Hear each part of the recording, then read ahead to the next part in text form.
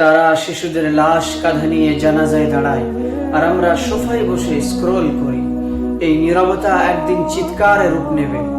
ফিলিস্তিনে আজ মায়েরা সন্তান হারাচ্ছে, বাবারা নিজের হাতেই নিজের সন্তানকে দাফন করছে, কিন্তু আমরা কাঁদছিও না, আমরা নিজেকে বদলাচ্ছিও না।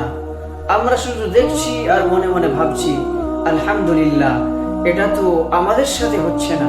কিন্তু একদিন যখন জুলুম আমাদের দরজায় কড়া নাড়বে, তখন কে দাঁড়াবে আমাদের পাশে? তাদের গায়ে বোমা পড়ছে, আর আমরা ইনস্টাগ্রামে বসে নিজের ফটো ফিল্টার দিয়ে সাজাচ্ছি। তারা বলছে হাসবুনাল্লাহ, আর আমরা বলছি নেক্সট রিল প্লিজ। আমরা যেন ভুলেই গেছি একটা উম্মাহর ব্যথা মানেই আমার ব্যথা। রাসূলুল্লাহ সাল্লাল্লাহু আলাইহি ওয়াসাল্লাম বলেছেন, এই উম্মাহ এক দেহের মতো, এক অঙ্গে ব্যথা পেলে পুরো দেহ জেগে ওঠে।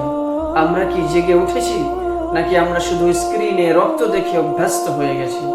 ভাই ও বোনেরা, ফিলিস্তিন শুধু এক জায়গার নাম না, এটা আমাদের ঈমানের পরীক্ষার নাম। আসুন কমপক্ষে তাদের জন্য চোখের পানি ছেড়ে দিয়ে দোয়া করি, জুলুমের বিরুদ্ধে কণ্ঠ তুলি, আল্লাহর কাছে হাত তুলি।